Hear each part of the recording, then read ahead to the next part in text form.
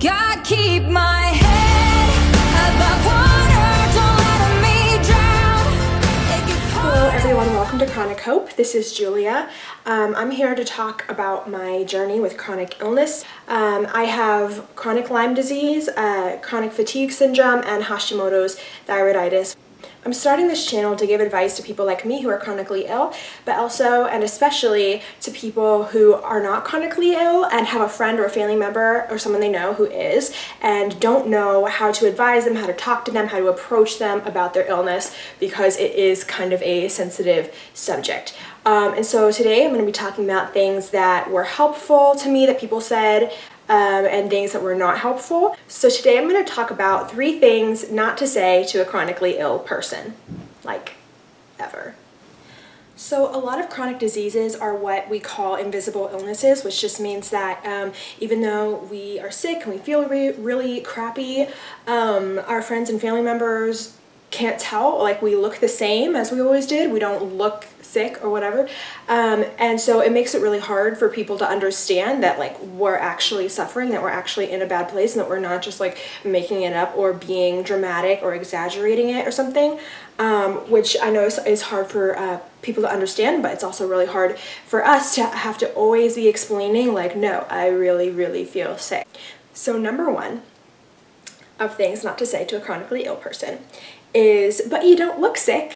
I get this a lot. It is very frustrating because when I confide to my friends and family members and tell them how I'm feeling, and they kind of, they come back with something like that, what it feels like they're saying is, well, you don't look sick, so you must not be, and they're kind of like writing me off and not taking me seriously, which is really hard. Like, imagine like if you had the flu or something and people kept like coming up to you like, oh my gosh, like why weren't you in class, like why aren't you at work, do things, you're probably just depressed, go outside, go run a marathon, like go, you know, whatever. It gets really hard to take after a while because you try so hard to explain to people like, no, I really can't, like this is not just me pulling something out of my butt, this is real, even though you can't see it, even though like I can't even see it, it's a very real thing and it's a very scary thing. Instead, just try to say something like, wow, that must be hard. You know, like you don't have to like try to fix them or make things better or anything like that. All chronically ill people really need are people to listen and people to be kind to us. We're not looking for our friends or our family members to fix us or be our doctors or anything like that. So don't feel the need to like give advice and that kind of thing unless like we ask for it. I know that you are trying to help and that is appreciated, but a lot of the people who have given me advice don't actually know like what I'm going through, what I'm doing, what treatments I'm getting, and all that kind of stuff. They're telling me, oh, you should go to this doctor, you should do this treatment, and they don't know me or my life or necessarily like my diagnoses, I don't know how you say that. Number 2 is it could always be worse, which like technically is true, but it's just not that helpful. Especially like I know people have come up to me while I'm in treatments and that kind of stuff and said, well, at least it's not cancer, which I mean is fair. Like I'm glad I don't have cancer, and I'm not trying to diminish what cancer is or say that it's not bad, because it's bad, and I am glad I don't have it.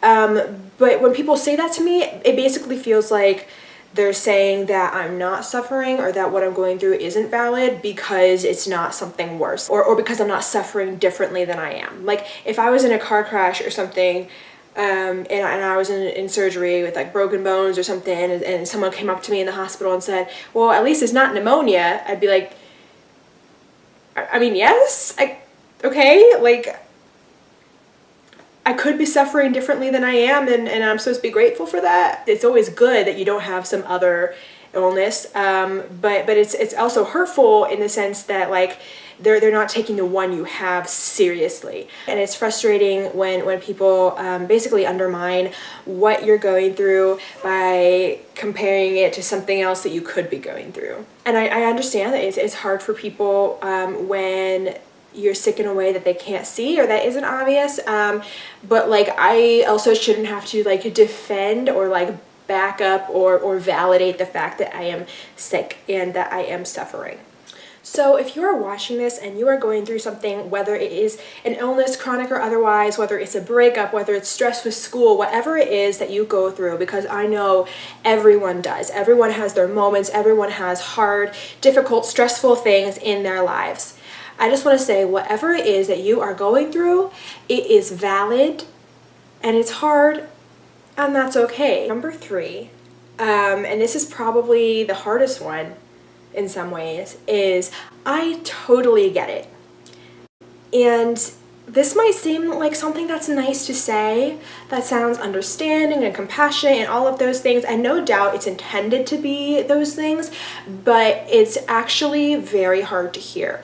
For the simple reason that unless you've had it, you really don't get it. Having a chronic illness and that the type of debilitating tiredness and fatigue that comes with that, it's not just, going to the gym and being tired after a workout, or being tired, needing a nap after a long day of school or work or something like that. Things that make normal, healthy people tired.